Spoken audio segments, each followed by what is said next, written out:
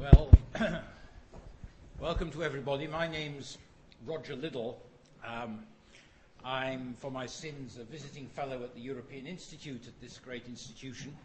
And I'm also, which is the context in which I'm here today, Vice Chair of Policy Network, which is a centre-left progressive think tank trying to encourage debate about progressive policy options among Europeans, Americans, and other people around the world. Now, Tony Giddens and I have followed very diverse paths. I spent most of my life in politics, messing around on the fringe of politics, writing policies for political parties that never got elected. He spent his life being a great sociological theorist, talking about structuration and issues like that. And I remember well the occasion when our paths first crossed, as it were, was when I walked into the German Chancellor's office. I was working for Tony Blair. That's what I did after the 1997 election. I walked into the newly elected German Chancellor's office, Chancellor Schröder, and there on Schröder's desk was a copy of Giddens' Third Way. And I thought, gosh, that means that this is the path I should be following. I have to say it didn't do Schröder much good. Yeah. But what we then did was we established this body called Policy Network to promote Third Way ideas.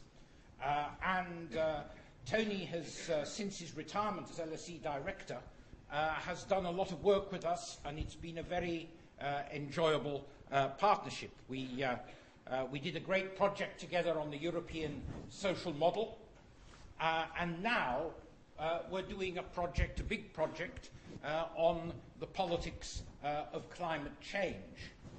And Tony has taken the intellectual lead on both these subjects. And they tend to be based on a very simple idea.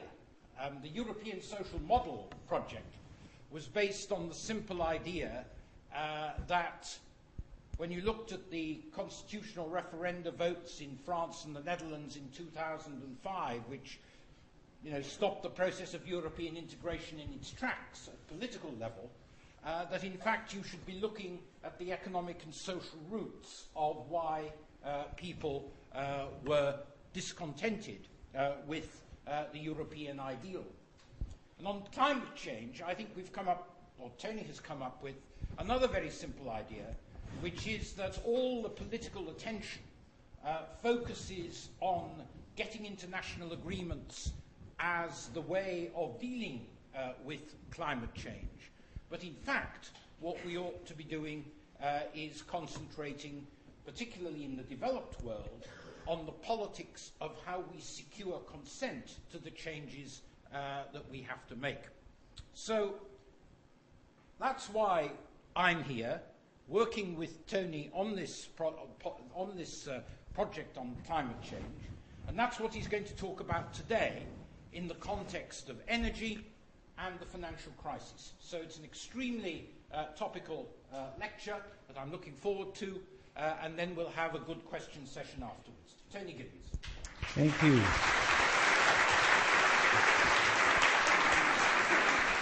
Thank you. Well, I said to Roger, will you give a really, really brief introduction? Well, actually, it was quite a long one, but it was a very good one. And I hope it sets the background for what I'm going to talk about today. Can I first of all say what a pleasure it is to be back at the LSE, and especially to be on stage in this wonderful new building, for which, Roger, I can claim an itsy-bitsy little bit of credit, because when I was director of the LSE, we started a fundraising campaign to raise £100 million. By the time I left, we had raised £60 million. The LSE did raise the other 40 million, this building, all the lecture halls within it, and a lot of the other improvements that you might see at the LSE are the result of this fundraising exercise. I'd also like to congratulate the LSE, really, on having established this literary festival, which has drawn people from far and wide across the country. I think it's a great innovation, and I do hope that it becomes an annual event at the LSE. That having been said, I don't really have any literary pretensions, and what I'm going to talk about in my speech today is the intersection, essentially, of three crises. The first, as Roger has mentioned, is familiar to everybody, and that's the crisis of recession. The recession we're facing looks deep, it looks dangerous, and it is truly global. No one knows at the moment whether recession will turn to depression. If it does, as I think everyone here will know, it's even more dangerous. It'll be even deeper in the situation in the 1930s. The output of the industrial countries in some cases dropped by about 20%, which was a massive amount of retrenchment to cope with. So we certainly have to hope we can avoid that scenario, but it looks difficult, not just for this year, not just for next year, but for an unknown period, really, into the future. Now, there's always a bright side to all these things, and sort of one of the bright sides of the recession is that we've now got quite a lot of new investment banker jokes. I'm not sure how great they are, but I'll try out one or two of them on you. What is the difference between an investment banker and a pigeon? A pigeon can still lay down a deposit on a Ferrari.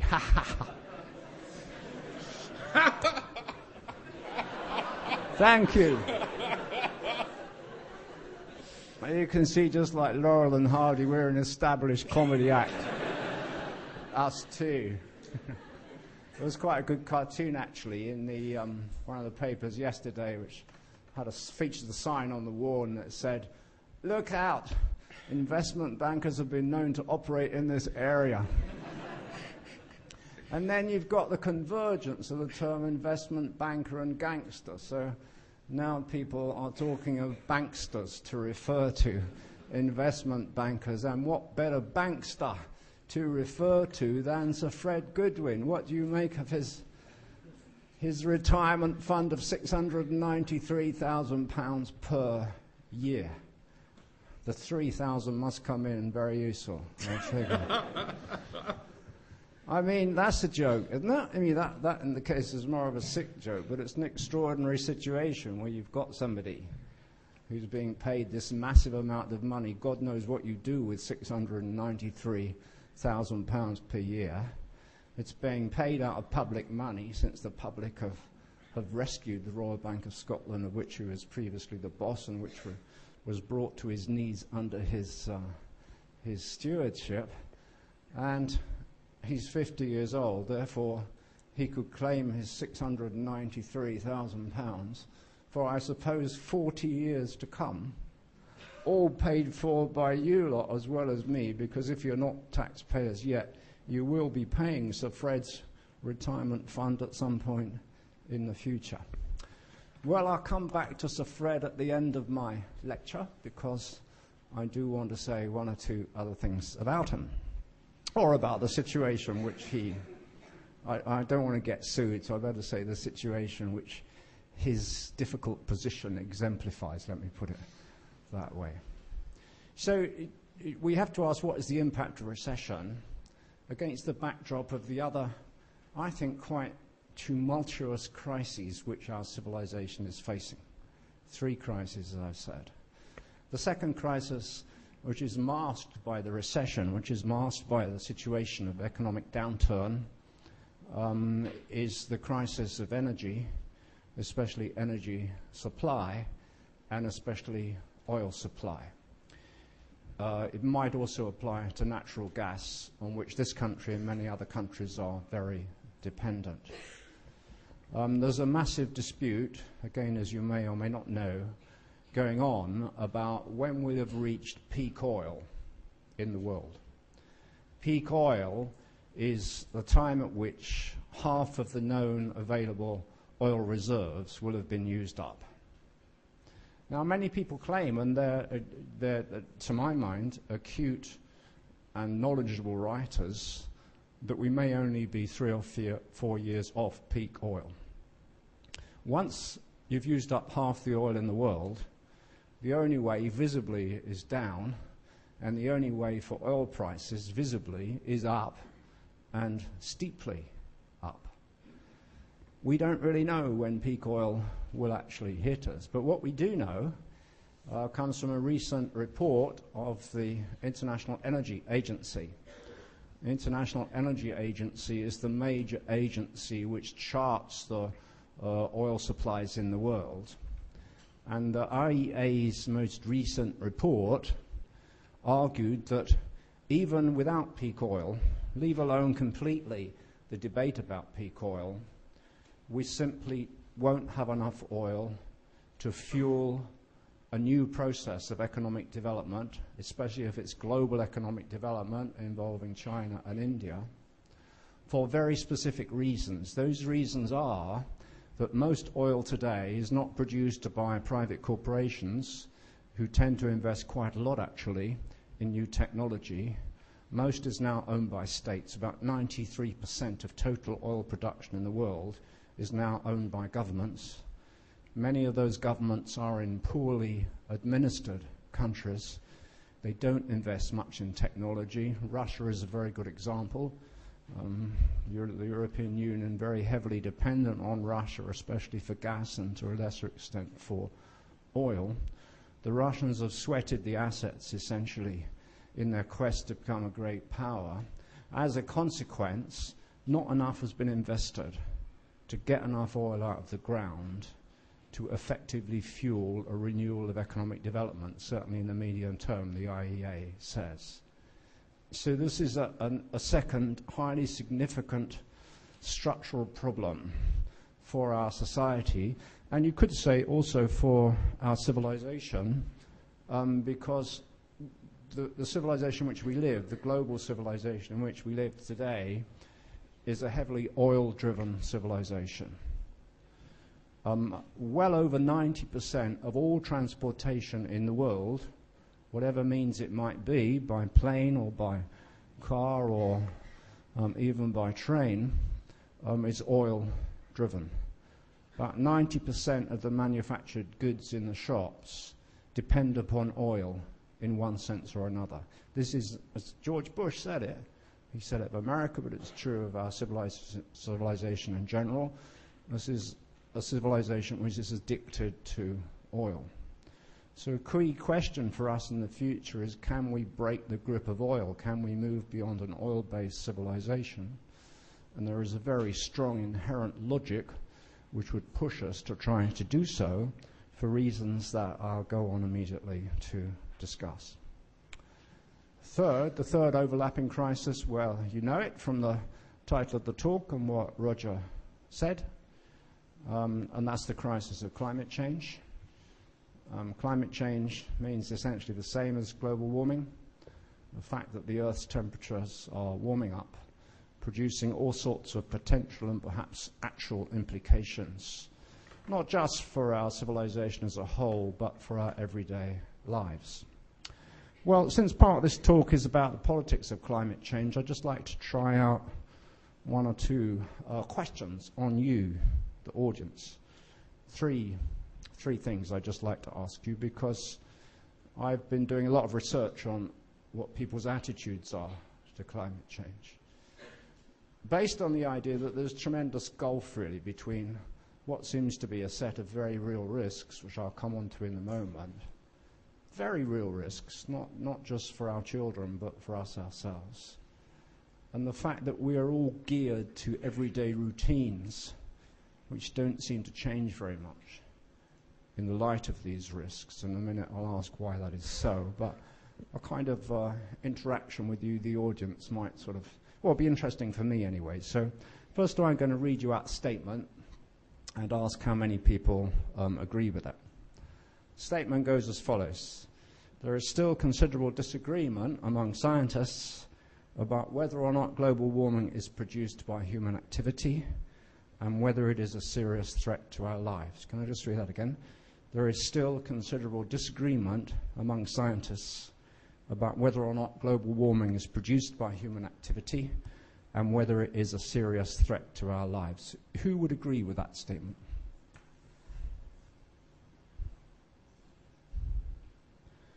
Well, it's interesting. That's a fair number. I would put that at about a quarter of the audience, probably. It's not, I mean, this is being an LSE audience, I'm sure, mostly. It's a very learned and well-informed audience. Therefore, the proportion of people who agree with the statement is less than among the general public. Among the general public, about, in most surveys, over 40% of people agree with the statement that the thesis that global warming is created by us, not by nature, and that it poses a serious threat to us. About 40% of the population think that there is not a scientific consensus around that issue. As I'll mention in a minute, there certainly is, for almost all purposes anyway, a scientific consensus about it, but if you don't really believe it, of course you're not going to do much in your everyday life to respond to it. Second question I'd like to ask you is, how many people in the audience believe they understand the mechanism that produces global warming, the mechanism whereby human activity produces climate change? How many people would say they understand what that mechanism is? If you would, be careful before you answer it, because I'll probably pick on one of you to explain to the rest of the audience what that mechanism is. How many people would say they do understand what the mechanism is?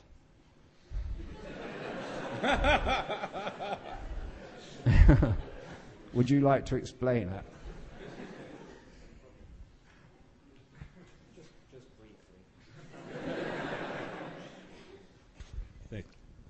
Well, to my understanding, global warming is basically the excess of carbon dioxide being emitted to the atmosphere, and therefore the atmosphere covering more heat into the Earth and less heat which can expand to the atmosphere and to the universe, and therefore the global planet is heating up more than it should be in an equilibrium state.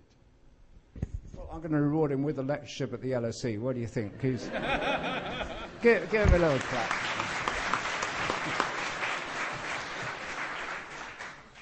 Yeah, the mechanism is essentially that heat comes to the Earth from the sun. It's reflected back as infrared energy. Our climate is tolerable normally because clouds and other part of the atmosphere absorb some of the energy as it goes up, much like a greenhouse does. That's why it's called a greenhouse effect. But the introduction of a greater proportion of CO2 in the air, but also other greenhouse gases like methane, act to trap the heat more than was previously the case. And that's believed by, as I say, the vast majority of world scientists to be the reason why the Earth's climate is heating up, or has been observed to heat up in a fairly consistent and well-charted way since the beginning of industrial civilization, which is about 150 or so years ago. Can I just ask you one final question, just get your response? This is not an unnerving one, don't think, anyway. And it is, how many people have made major changes in their lives in this audience in response to the threat of climate change? And by major, I mean more than putting out the newspapers and other papers to be recycled. How many people? Well, I mean, it's not an awful lot, is it? And I mean, I'm not saying that in criticism, because I think there is an enormous distance between us as ordinary everyday citizens and what seems to be a global threat which many of us can't really easily relate to.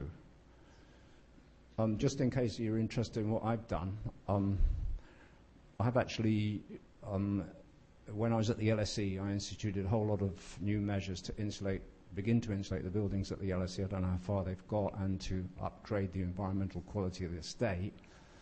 I spent a lot of money on insulating my own home. You probably know that well over 40% of greenhouse gas emissions in this country, the UK, come from domestic dwellings and offices. We have about the worst housing stock in the whole of Europe in terms of greenhouse gas emissions, because we've got a sort of temperate climate, so we don't protect ourselves against the sun and we don't protect ourselves against the cold, and British houses are very open, poorly insulated structures.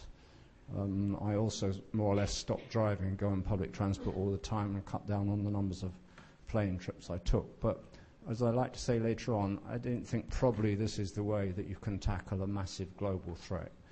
There is, and there will remain, probably a big distance between people's everyday lives and the threats which we face.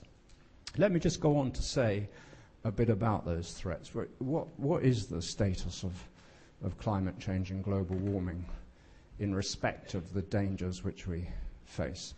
Well, essentially you have three different forms of opinion on this issue.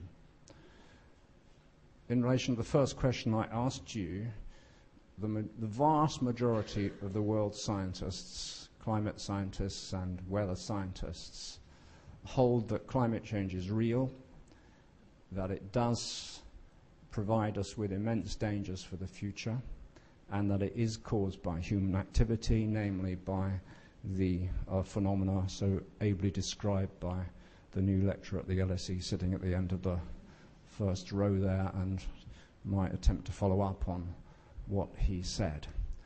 Orthodox opinion on climate change is represented by the Intergovernmental Panel of the United Nations, which is called the IPCC. The IPCC tries to gather together all the evidence that has been produced every year, and there's masses of it, on the increase in world average temperatures and on the way in which this is distributed around the world. This is mainstream scientific opinion. You'd probably say, 90% of world scientists at least would endorse the overall themes of the IPCC. The IPCC says that climate change is here, probably already. It's almost certainly produced by human activity, and if you look 20 or 30 years down the line, the consequences for the world are positively cataclysmic. One of the main difficulties with climate change is not simply that temperature becomes elevated, is that you get much more extreme weather than ever you had in the past. So you can expect more floods, more droughts, more storms, more hurricanes, greater intensity storms in many parts of the world.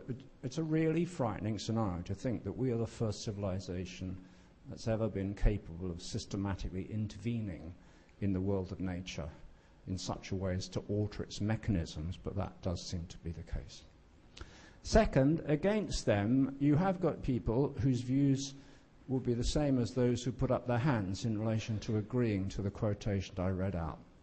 These are usually called the climate change skeptics. The climate change skeptics used to dispute that global warming was happening. Now they don't dispute it anymore because it's more or less indisputable.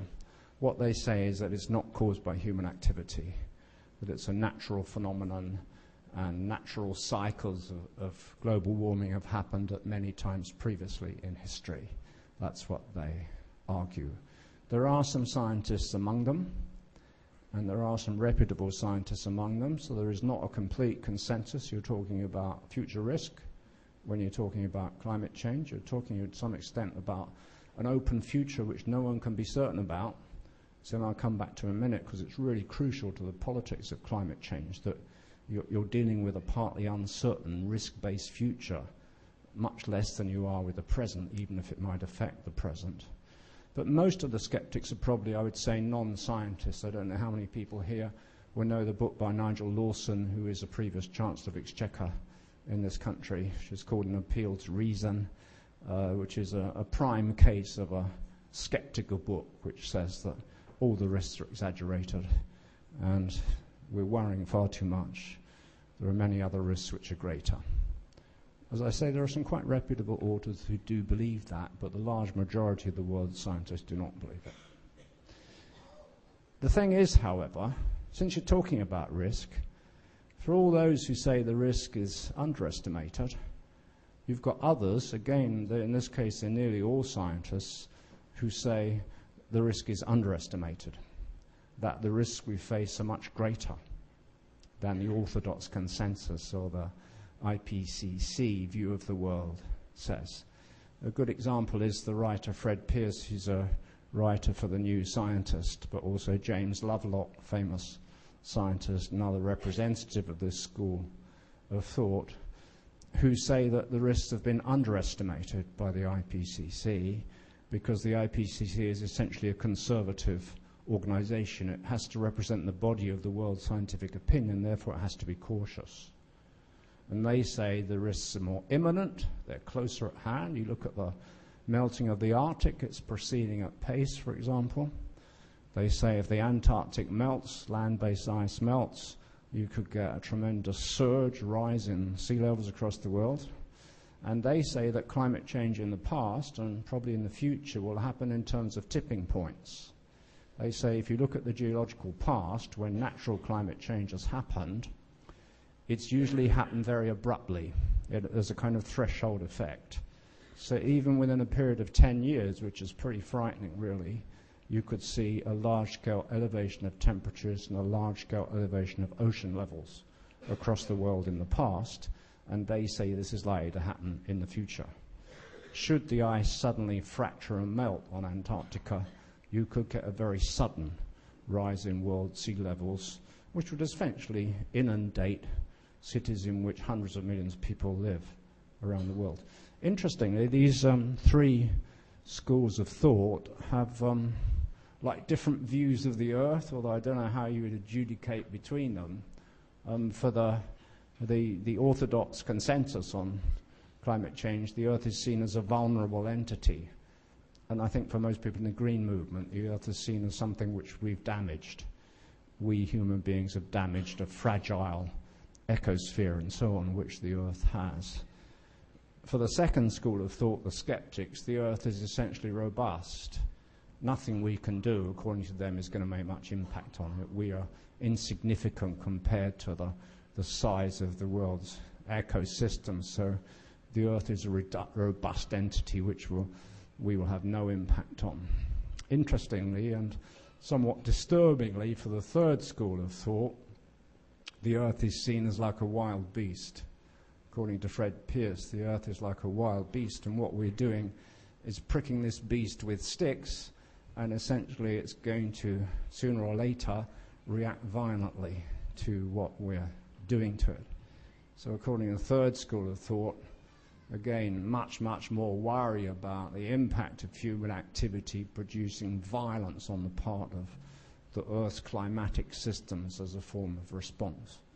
Very difficult to know exactly where to situate yourself in relation to these three, but my conclusion, having gone through all the literature in detail, is that you have to take the ideas of the third school seriously. You cannot write off the possibility, at least, that climate change is advancing faster, is more radical, could potentially occur through tipping points, which adds to the urgency of the issue. Now, if the issue is urgent, and if it is global, why are so few people doing nothing about it? What explains the gap between what we seem to stand on the edge of the civilization which we live? Because essentially we live in an unsustainable civilization, not just because of the advance of climate change, but because we're running out of the fuel on which our civilization depends, as I just said. What explains the gap between people's everyday lives, people getting on with their lives, many nations, many national leaders not taking that much notice, and what seems, so far as anyone who studies it can say, a very real and perhaps one of the most dangerous sets of threats that humanity's ever faced. So it's a very striking imbalance. I don't know how many people here went to Ulrich Beck's lecture, which I chaired on climate change the other night, but he had quite a vivid metaphor for this when he said, where is the storming of the barricades for the environmental movement, for climate change? Where is it? Because we're all getting on passively, it seems, with our lives in the face of an enormously disturbing future, exacerbated by the other crises which I just mentioned. Well, I think that there is an answer to these questions, or a series of answers, and those answers really situate the politics of climate change. They explain why it's so difficult to get effective political responses to climate change and, to a lesser extent, energy security and energy scarcity in the world. And there are three such factors I'll briefly mention. The first of these, if you'll forgive me, I call Giddens' paradox. Giddens' paradox states that climate change is a unique threat which you've never had to face before because it is based on abstract future risk. It's not, many people say to confront climate change we need to mobilize as to fight a war.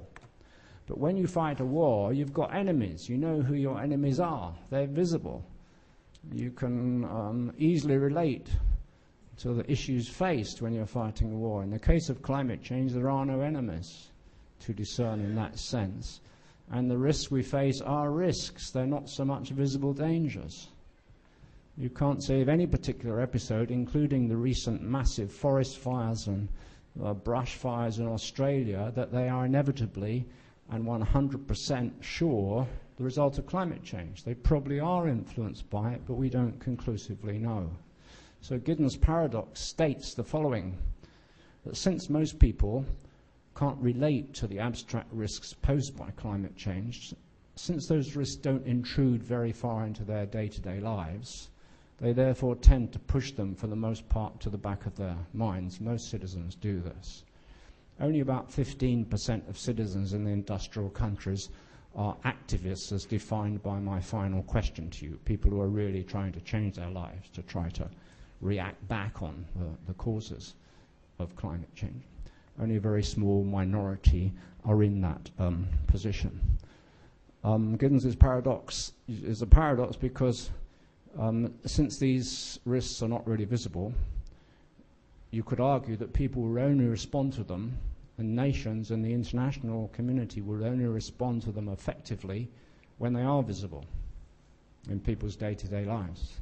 But once they are visible in people's day-to-day lives, it is far too late to be able to cope with them.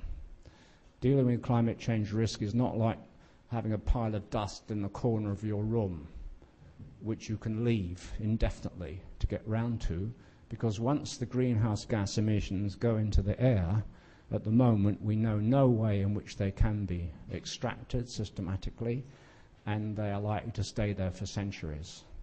So if we sit around doing very little, as we are at the moment, then we're building up a potential future cataclysm. It's because of Giddens' paradox, I think, that politicians who have caught on to the dangers of climate change are talking about it a lot, but not doing nearly as much as one would hope they would. Politicians are quite happy talking about what they're going to do 50 years down the line, the targets they're setting for 2050, let's say. They're not so happy discussing what they're going to do over the next 5 years, whether they'll stop building coal-fired power stations and so forth. The second sort of major political issue for climate change is what social psychologists call future discounting. It's not just the fact that climate change risks are abstract, it's the fact that we find it very difficult to give the same degree of reality to the future as we do to the present. If you offer people relatively small gift in the near future, most will take it over a bigger gift offered in the long-term future. An example of future discounting is why young people smoke. You see 16-year-olds, these days I think a higher proportion of girls than boys actually, standing around smoking, and you think, what on earth are they doing? Smoking produces massive rates of death and incapacity for people. It's warned clear enough on the packets what they're doing. Well, I think part of the reason is that when you're 16, it's incomprehensible that you'll ever be 40, that you'll ever be in a situation where you will suffer the consequences of your action. So our inability to give flesh to the future is one of the reasons why climate change risk still hovers uneasily in our lives, I think.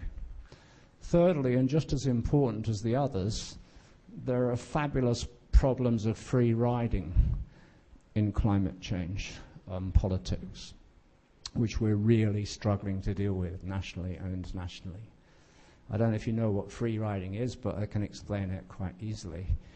If, let's say, a group of people in a neighborhood set up a neighborhood watch scheme, and everyone is charged, let's say, £500 to participate in that scheme. 4 or 5 people in the area or more might decide they're not going to participate, but the scheme goes ahead anyway. So they're getting their protection for nothing. They're essentially free riding of the majority of people who paid for the scheme. Well, free riding is everywhere in climate change. The person who buys a Prius hybrid car does 65 miles to the gallon, so it's claimed anyway. It's free riding. Sorry, someone round the block who drives a Range Rover is free riding off the person who bought the Prius. The person who bought the Prius is free riding off a person who gave up his or her car altogether and sticks wholly to public transport. One of the massive problems in the world is the extent of free riding among nations. So that, for example, it could happen that the European Union, and maybe even the United States under its new leadership, which I'll talk about in a moment, could radically reduce their greenhouse gas emissions. Well, it wouldn't matter if nobody else in the world did. If China didn't take any action, for example, then it won't make much difference that the European Union and the US radically reduce their emissions. So therefore, people in the European Union and the US tend to say, well, why should we bother? And one of my pieces of research, admittedly not a systematic one, is talking to just people I sort of sit next to in the bus about climate change, which produces a weird sort of sensation from them. But many people will say, in the UK we can't do anything. They seem to know that the UK only produces 2% of global emissions, and they say, well, China, what can we do with such a small proportion of the world's population? Well, if you generalize that argument, obviously everyone will end up doing virtually nothing, because everyone will be waiting for everyone else. So I'll come back to free rider problems in a moment, because they infect all aspects of climate change.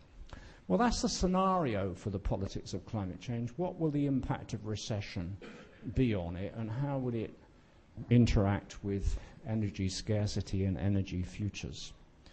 Well, briefly put, you can say there are 3 points on either side. There actually are some positives to the interaction between global recession and our need to hold back climate change. And these, very briefly, are the following. I won't go through them in detail because of the elapsing of time. First of all, we do have new leadership in the United States. That leadership could make a dramatic impact in the world community. It coincides with the advent of recession, which Obama's leadership has to cope with, but nevertheless, it's a big transformation. Among the many noxious things associated with the Bush administration, one of the main was the disinclination of that administration to do anything, really, concretely, about the very high level of emissions per person, greenhouse gas emissions produced by the United States. No attempt to introduce fuel levies, no attempt to control the impact of the large auto manufacturers, no attempt to control large-scale chemical and coal industries, with potentially disastrous consequences for the rest of the world. The US was free riding off all the rest of the world during that period. Well, we do have new leadership, and it could, and I hope it will, make a difference. Second, we get a temporary respite during recession, because since industrial production is down, therefore greenhouse gas emissions are down. Not for good reasons, but they are, the one necessarily tails the other. So according to Nick Stern, who's the author of the Stern Report, professor at the LSE, a 1% reduction in GDP produces 0.9% reduction in emissions. So if you look at the year 2009, which we're in now, industrial production is expected to fall by something just under 2.5% globally. So you get something like a 2.25 reduction in greenhouse gas emissions this year, and that will probably be continued next year. But of course, it's only a temporary respite. Thirdly, perhaps in a way most importantly, recession, as we know from the past, produces innovation. And boy, do we need innovation. You cannot see the possibility of coping with climate change and coping with the associated problem of energy scarcity without massive technological innovation. None of the technologies we have at the moment, with the partial and controversial exception of nuclear power, are anywhere close to standing in for the role of oil, gas and coal in our lives. Coal, incidentally, is a worse form of emissions than either oil or natural gas are. And there's a real worry that the world could turn back to coal as oil starts to diminish.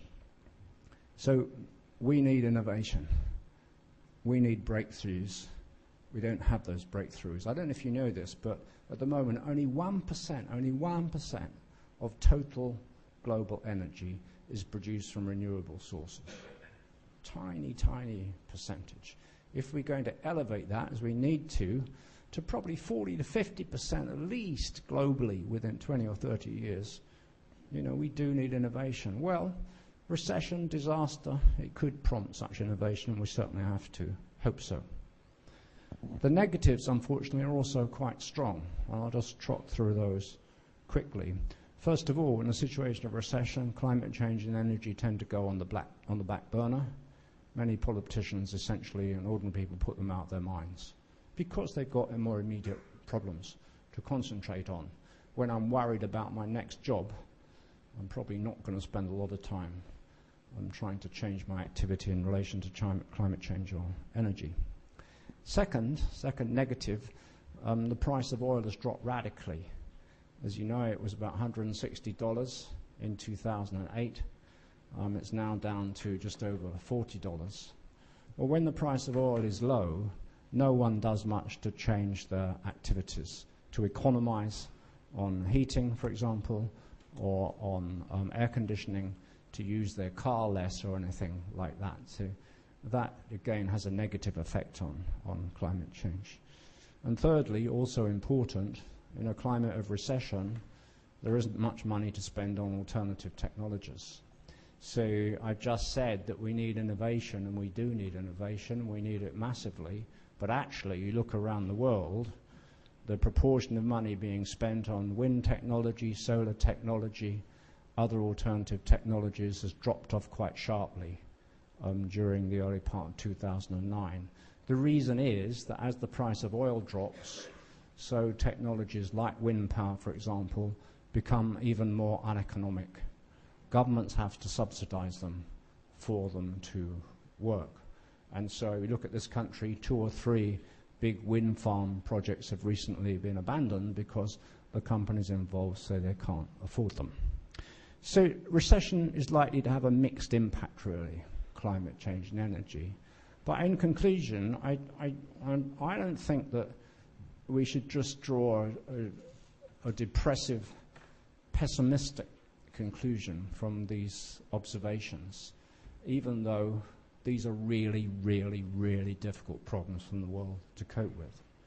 So where would you look for really interesting convergences of a positive kind?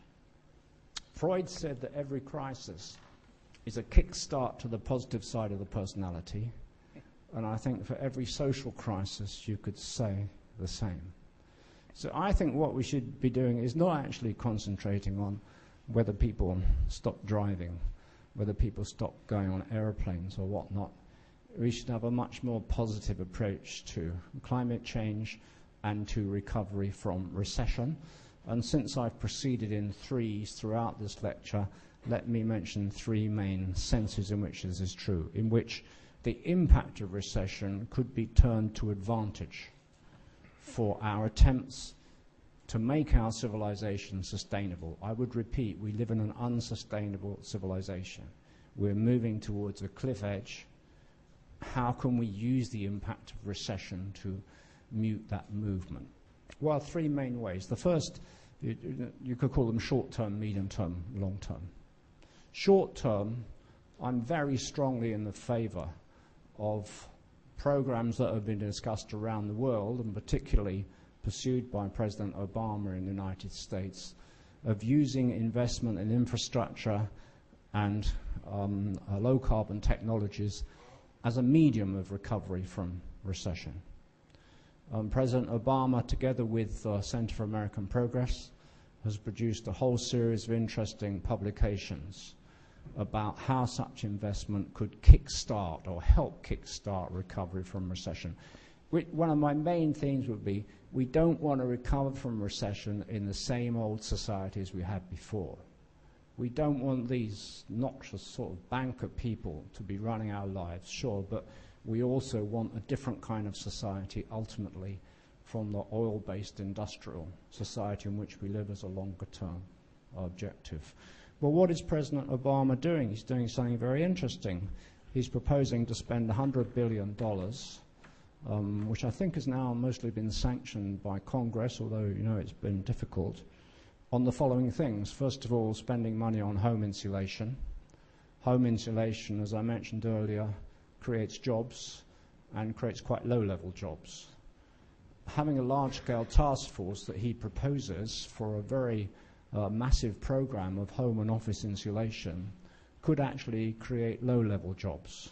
Very important, because poorer people are the most skeptical about climate change. If you can show there's something in producing low-carbon technologies for job creation for poorer people, very, very important.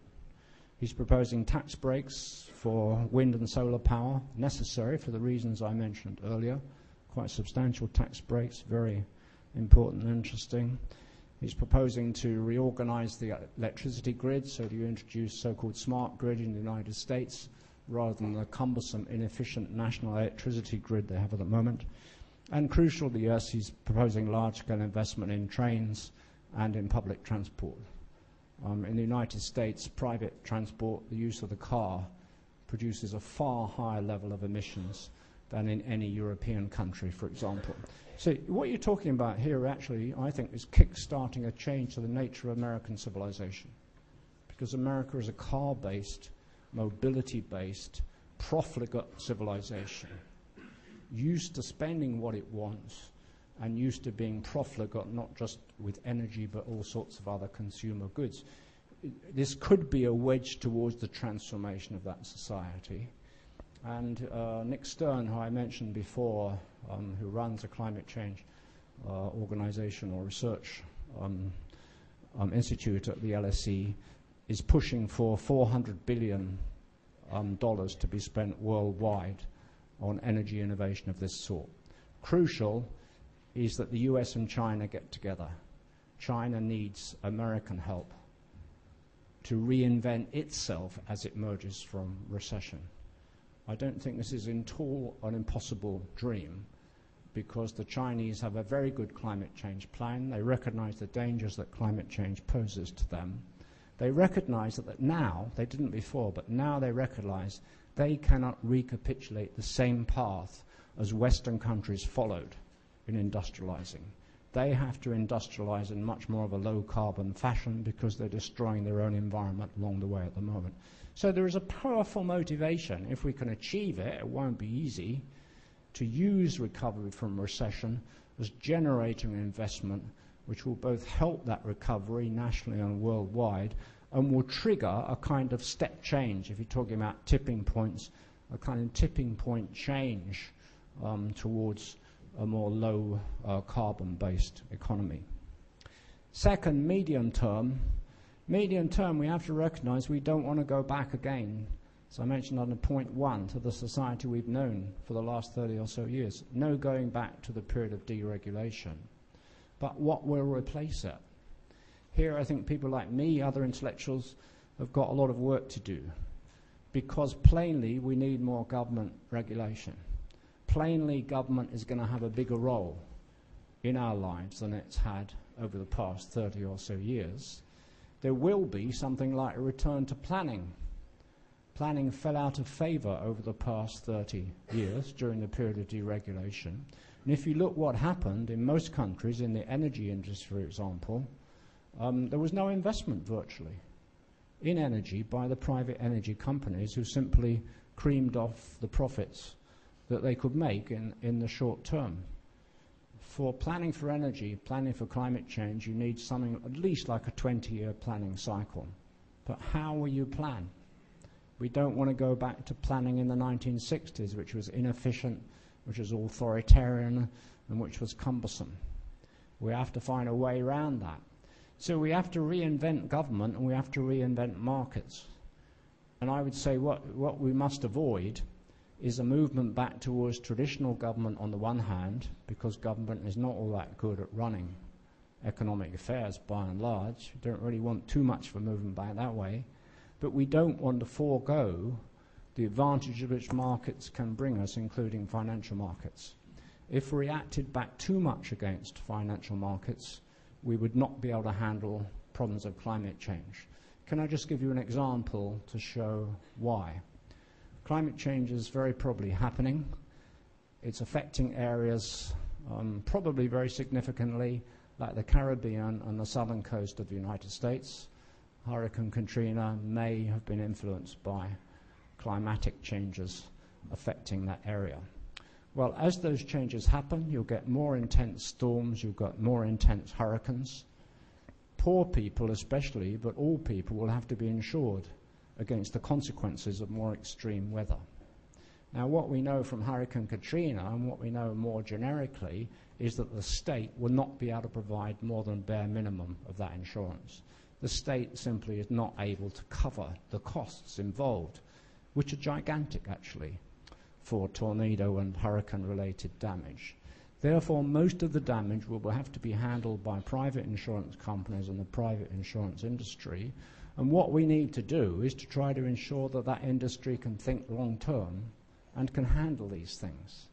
And there are some really interesting innovations going on within that industry. For example, the insurance company Allianz has pioneered Catastrophe Bonds, which are 10-year bonds which are sold on financial markets and which do offer very substantial protection, especially to poorer people, in relation to the effects of climate change. So we can progressively, I think, envisage a new kind of relationship between state and economy, which could be very positive for all of us and could produce very effective social outcomes, different from the period of regulation in which we've just emerged. Finally, thirdly, we've got to think really long-term again, I believe. And I believe we're entering a period which I would describe as the end of history. You know, the end of history was the idea that we've reached, as it were, the culminating point of human civilization. If you study climate change, you study energy, you I think, certainly come to the conclusion this is false. Because our society is unsustainable, it cannot be the final form of society in human history. So I think we've got to return to more innovative thinking. I think we've perhaps even got to include a dash of utopianism in our thinking. We've got to ask, what kind of economy will a low-carbon economy be? What kind of society will it bring in its train? How can we maximize the benefits of those transformations? Because plainly, a society which is, let's say, is based on the durability of products rather than a throwaway society, a society which is based on a more organized transit system rather than the dominance of the private car, a society which is sensitive towards our activities and their impact on the environment in urban areas, is going to look different from the kind of society in which we live today. I think, therefore, we need a new period of adventurous thinking about the future, and this all could be positive. And that brings me back finally to Fred the Shred, Fred Goodwin, and his £693,000 a year, which at the moment he's seemingly refusing to give back to the people who paid for it, viz. The taxpayer, the public. Well, Fred the Shred, if you're not going to give your money back, please at least set up a research institute which will help us understand what a low-carbon society will be like. Thank you very much for your attention.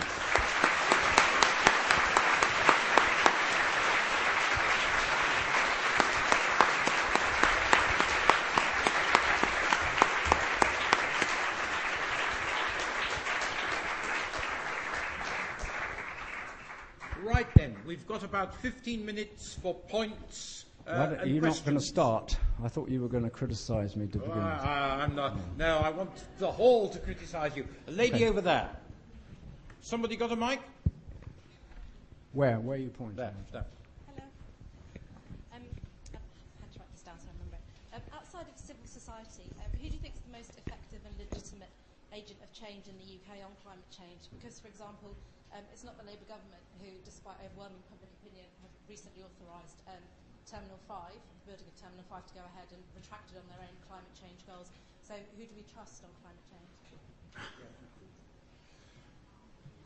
Well, you can't, I'm a member of the current government, but you can't trust it on climate change for the reason you said. I mean, government policy to me is contradictory on climate change.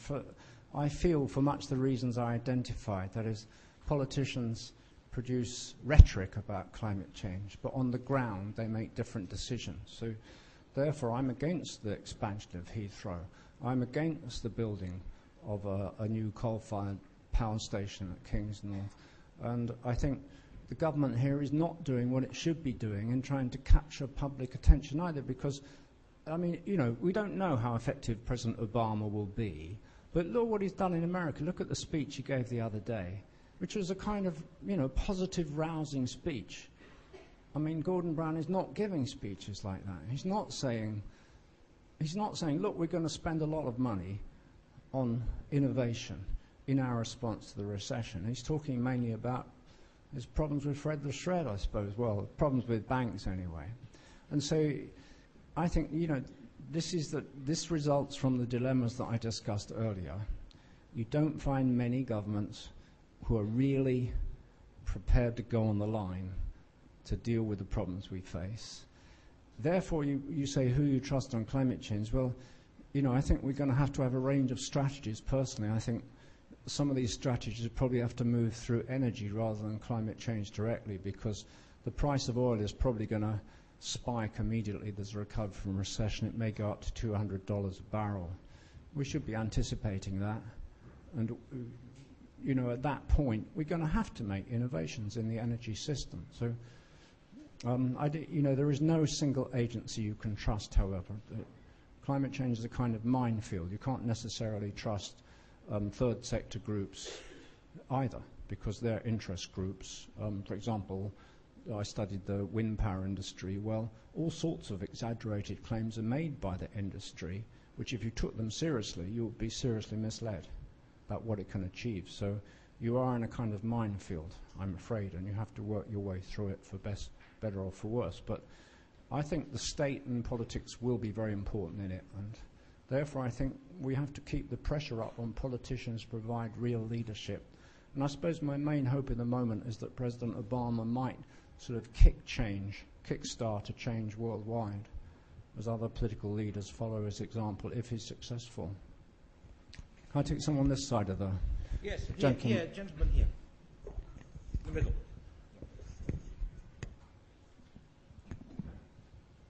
Hi, thank you. Can you hear me? Okay. You emphasised throughout your lecture about the global economic slowdown and how we can't, when we do, and if we do recover, that we can't maintain emissions at this level.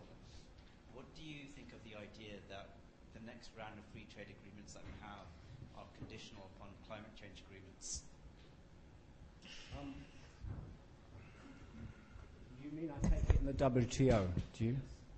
Yeah, I mean, well, I'm very strongly in favour of that idea, but sceptical about whether it could be realised.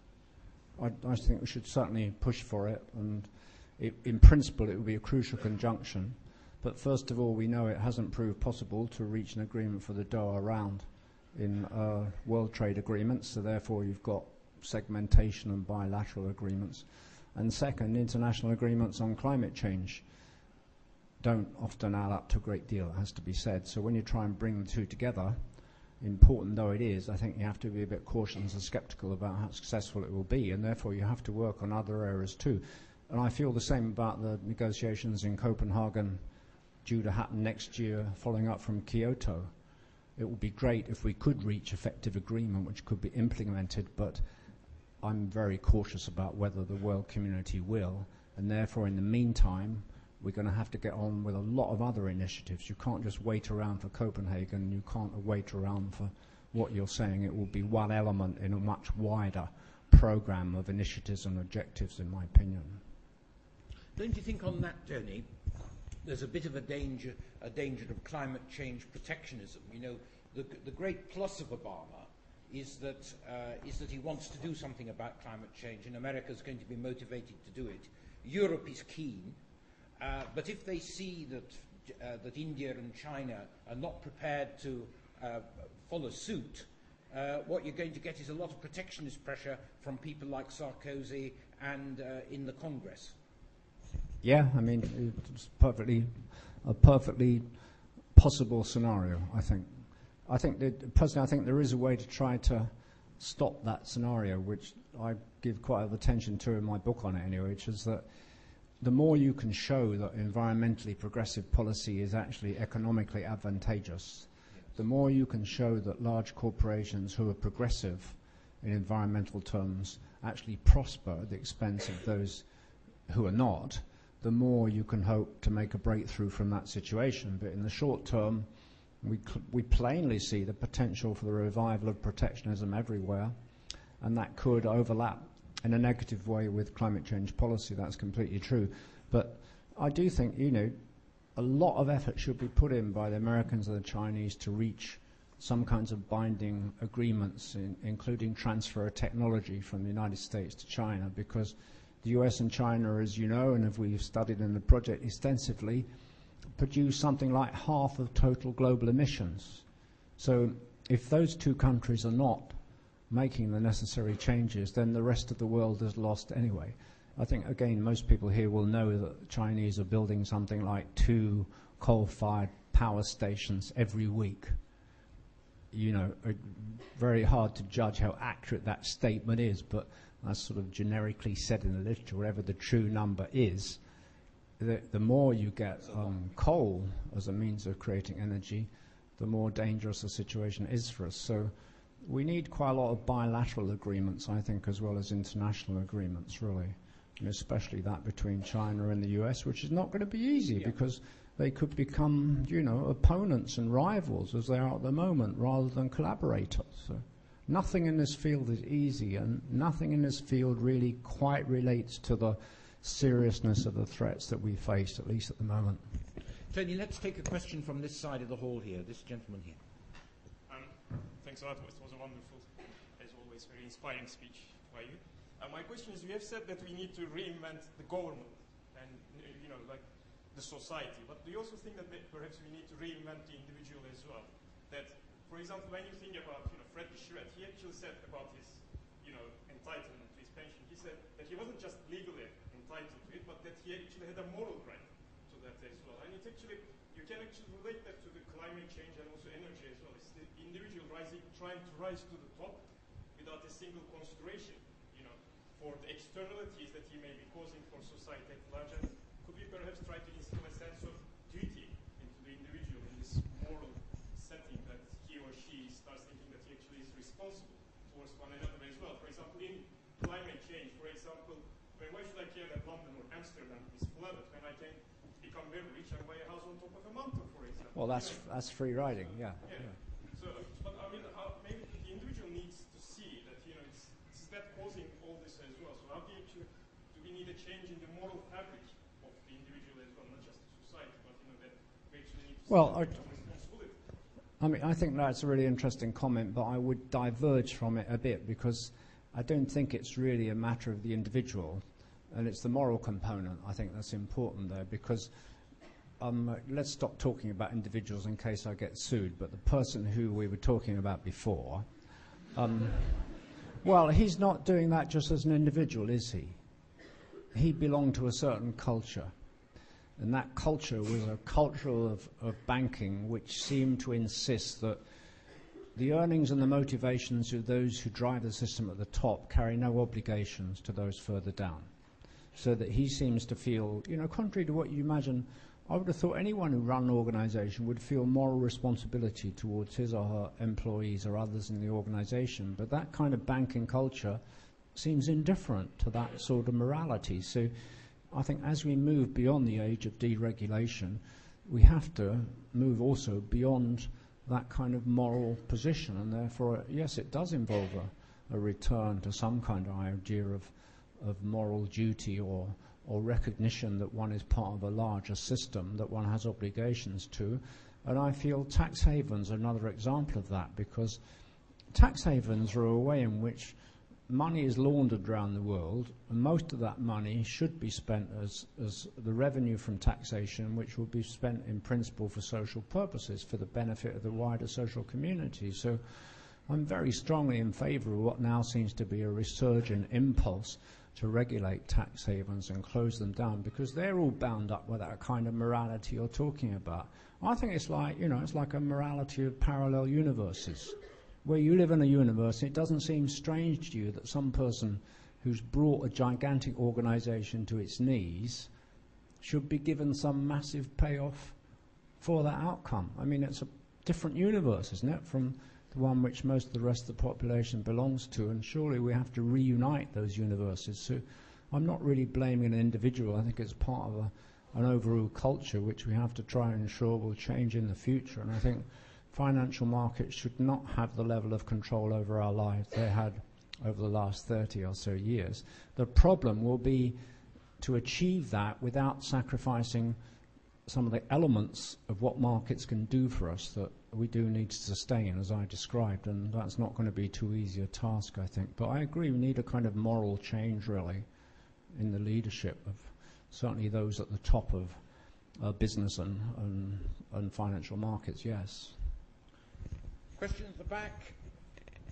Lady third along there, is that right? Thank you. Hi. How can we reconcile development and catch-up growth in developing countries with the need to protect the environment, considering that developing countries already have a very limited policy space and resources, and what's the role of industrialized countries in this?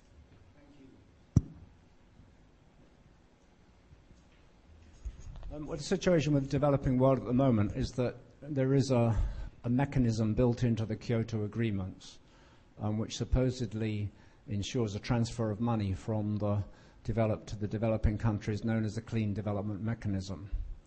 That's built into the world trading emissions system, whereby you can escape paying some of the money you have to pay if you're a business by investing in technologies that will help developing countries.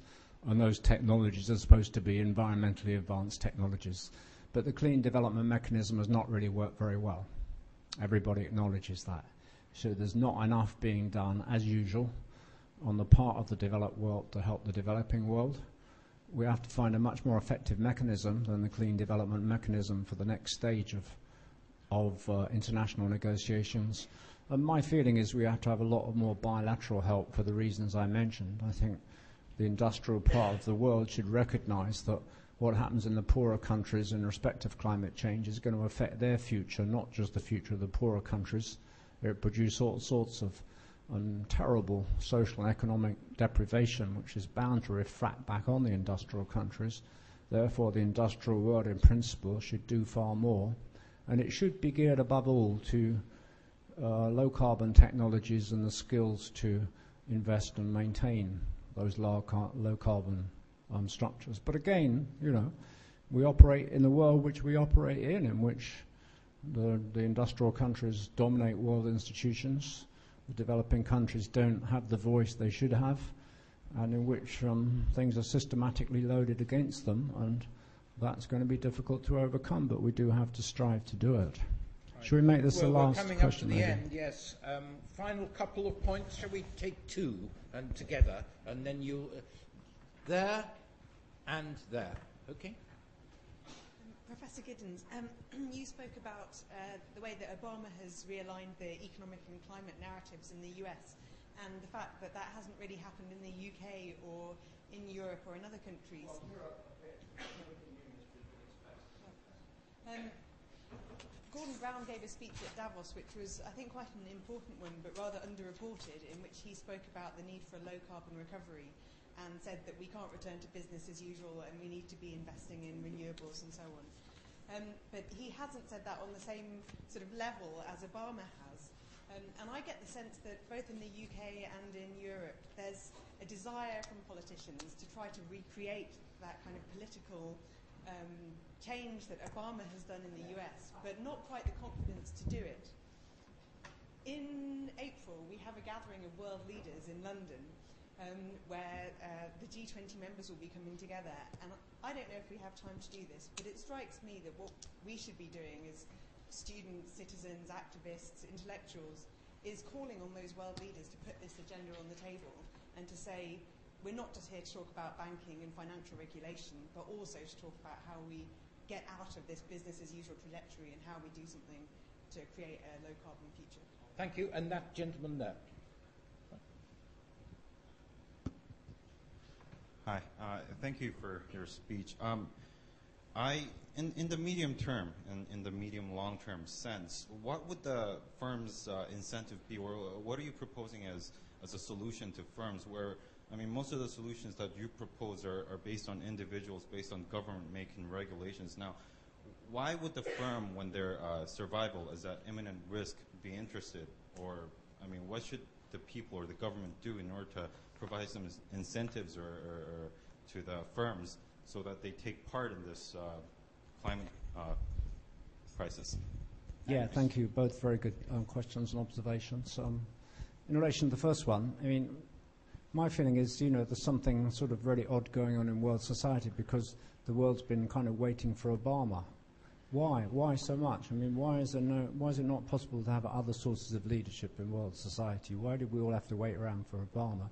Especially when people at the same time are saying that American power has declined and the world has become more multipolar. It's a bit odd, that, I think.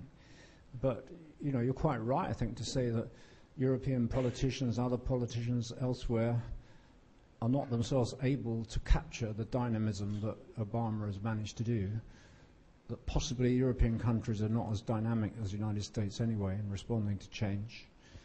And certainly you couldn't see like a black leader coming from nowhere in a European country to become the leader of that country. So that's all the backdrop to it.